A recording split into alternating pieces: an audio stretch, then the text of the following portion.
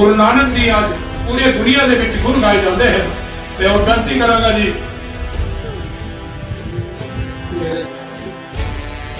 तमाम और मैं बिनती प्यार नाल शांति नाल असीं ये दिन मनाते रहां। 4,80,000 रुपया एक रखा था ते 80,000 रुपया एक रखा था कि जिन्होंने दिन के ऊपर इतना बड़ा फैसला लेके लोगों का दिल जीत्या। मेरी तरफों सारे सिख बरादरी को मुबारक होए और शुक्रिया। सारे ही जेडे पिंड निवासी हैं, सारे ही जेडे जम्मू के पता लगे कि एक ही माँ बाप के सारे बच्चे। सो साडा जेड़ा है पिंड है एक वधा रहेगा।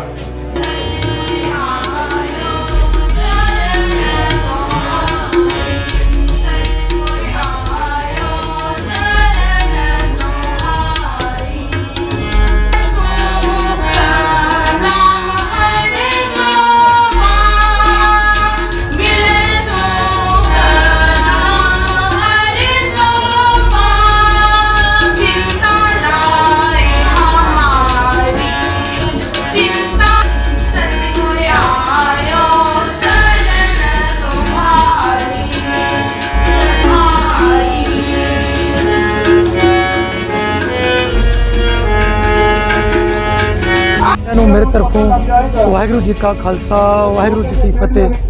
आज असी 552वां धन श्री गुरु नानक देव जी महाराज का प्रकाश पुरब असी सेखलू विच मना रहे हाँ। इत्थे 20-22 घर असी रहंदे हाँ। असी इत्थे तो पूरी दुनिया च आज ये पुरब मनाया जा रहा है।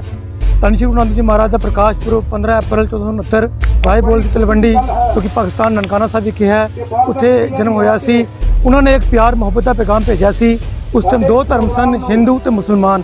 हिंदुओं के बाबा तो मुसलमानों के पीर बने सन, फकीर बने सन। वो जिन्होंने सच हक की लड़ाई लड़ी सी। बाबर नूं जाबर कह के सच्चे पातशाह ने कृपा की उसते भी जो जो दुख दर्द लोगों नूं सन लोगों ने दर्द दूर किते। नाम बाणी नाल जोड़िया। आप जी जानू हो बुत पूजा उस टाइम बहुत लोग वहम भरम करते सन। गुरु नानक पातशाह ने एक दा नारा दे के एक ओंकार निरंकार नाल जोड़ के नाम बाणी नाल जोड़िया। आप जी मुसलमान वीर जो कि हैं खुदा नूं मनदे हन, जो कि हिंदू वीर भी मनदे हन अपने अपने खुदा नूं रब नूं वाहिगुरू नूं असीं मनदे हाँ। तन तन शब्द गुरु ग्रंथ साहिब जी महाराज। उस तो इलावा असीं किसी की पूजा नहीं करते। जो सानूं उपदेश पहले पातशाह श्री गुरु नानक जी ने दिता उसनूं लैके पूरी कायनात विच हो गए।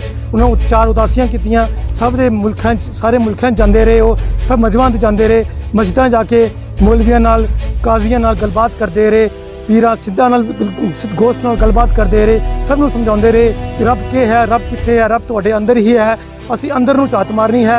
बाहर असी लोग फिरते रहते हैं जंगलों सानू रब नहीं मिलता क्योंकि अवले अल्लाह नूर पाया कुदरत के सब बंदे एक नूर के सब जो को उपजया कौन भले को मंदे। ये उपदेश सच्चे पातशाह धन श्री गुरु नानक जी दिता है। मेरा ये पैगाम है सारे नूं कि असी भी जिस इलाके रह रहे हैं इसी असी बहुत घट गिनती रह रहे हैं मगर असी जो एरिया है पूरे मुसलमान वीरां दा भरिया दा है मगर वो सारी फुल तौर से सपोर्ट करते हैं। कदे भी कोई ऐसा वाकया नहीं गुजरिया जिस नाल सानू खतरा होए या उन्होंने साडे कोल खतरा होए असी कोई प्रॉब्लम उन्होंने से क्रिएट करिए। मेरा इस कमेटी वालों इस कमेटी के नाल पूरे महल्ले वाले एक ही मैसेज जाता है सारे वास्ते जिते जिते मेरे हिंदू वीर मुसलमान वीर वसते हैं, ईसाई वीर वसते हैं, सिख वीर वसते हैं। सारे ने जिथे भी रहना है प्यार नाल मोहब्बत नाल उस खुदा की इबादत करनी है, उस रब नूं याद करना है, उस वाहिगुरू के दिते उपदेशों नूं याद करना है। उसे विच रह के अपनी खुशियां उस रब की खुशियां प्राप्त करनी है। गल करतारपुर लहंगे दी मैं सब तो पहला हुकूमत हिंद का पाकिस्तान गौरमेंट का तहे दिल नाल शुक्रगुजार हाँ कि जिन्हों ने इस लहंगे नूं खोल के अज सब तो बड़ी गल एक होर भी हुई है।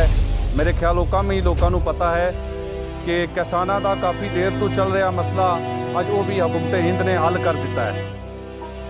तो उस दे विच असी हुकूमत हिंद के बहुत ही शुक्रगुजार हाँ। बाकी गुरु नानक साहब जी के अज गुरपुरब से जिथे दूर विदेश विच वसदियां संगतां हिंदुस्तान विच मैं उन्हां सारियां नूं मुबारकबाद पेश करता हाँ कि गुरु नानक साहब जी के मिशन नूं लैके जड़ा प्रोग्राम एक सिख कौम कर रही है वाहिगुरू करन ये प्रोग्राम अगे वधदा फुलदा रहे।